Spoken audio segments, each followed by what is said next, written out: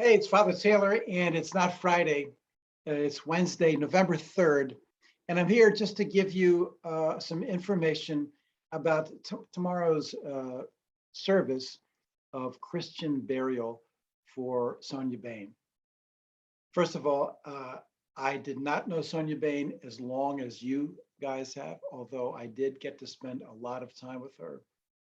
And well, she was an exceptional person who had an exceptional faith and lived it exceptionally well. What a great person, and what a great contributor to the life and the building of the life here at Trinity Church. So a great loss for us and a great gain for her as she enters now fully into the presence of the Lord who she loved. But let me tell you about the service tomorrow. So tomorrow, starting at noon, you will be able to come to the church and go to the hall and be able to meet the family and to give them your condolences. This is not a reception. This is not a time where you're going to go up to the hall and we're going to have coffee and food and you're going to mill around. No, it'll be much more like there'll be an orderly line that you'll pass through, and you'll be able to meet the folks and to speak with them and to pray. And then when you're done, we'll come back around and the line will keep moving and you will leave the hall. Why are we doing this? Well, because we still have to deal with COVID. People are coming from out of town. This isn't like an all Granby, all Terriffill, all Simsbury, group. So we have people coming from all over, and we're still trying to be very cautious. The family themselves have asked us to be cautious around COVID. So to respect all of that, and for us, we're doing more things than we've done in the past year and a half during COVID for funerals, but we are still being cautious. So that's from 12 until 2. So for 2 hours, you have a chance to come in to meet with the family and speak. And then the service itself is at 2:30. So what we are doing for the service is we are allowing as many people as we can fit safely into the church, which I think is about 50. We are opening up some of our restrictions. Before, when we measured out how many people can be in the building sitting 6 feet apart from each other, it's a limited number. So this time tomorrow, I think the number is going to be in the ballpark of 50 people. The family will all be seated. We have a few choir members and musicians, and they'll be up in the choir loft.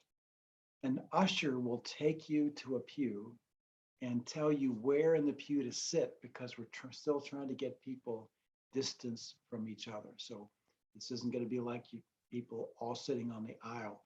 When the usher greets you and takes you in, please remember that we're trying to create as many spaces as we can and still keep some distancing indoors. Following the time for the service indoors, the family will go outside to the Memorial Garden, which, as we have in the past, will give some of you some opportunity to be there present outdoors. And so you can greet the family out there, but we're having that outdoor memorial service. After the memorial service, the family members only are going to take a short break for themselves and grab just a moment to themselves in the hall. That's not a public reception for guests. And so you're welcome to come and greet the family between noon and 2. And you are welcome to come to the service, but please come early.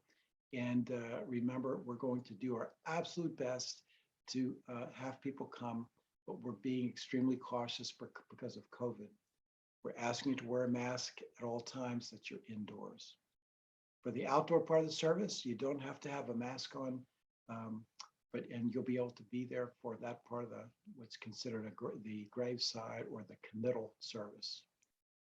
And then after that, there is no reception except for the immediate family members, and that will be done in the hall. So just some heads up, just to give you an idea of about coming. And whether you come or not, please be praying that Jesus would be glorified in this service. Secondly, I pray that you would, I ask that you would pray for the family, for their loss, particularly for Alex and his daughter Sarah, her husband Tom, and Alex's son Matthew, and his wife Karen, and their kids.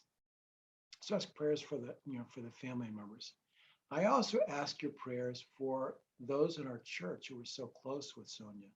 I mean, she was in that small group with those other women for, 20 years. They shared, that wasn't just a Bible study, that was sharing life together.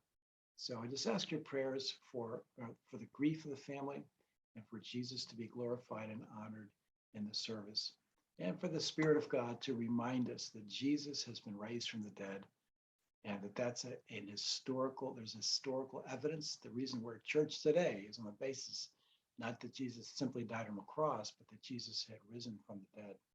And so we are praying that Jesus would make that proclamation of hope, strength, and courage, everyone who's at the service tomorrow. So I just wanted to give you some tips on that, and perhaps we'll be seeing you tomorrow. Thanks.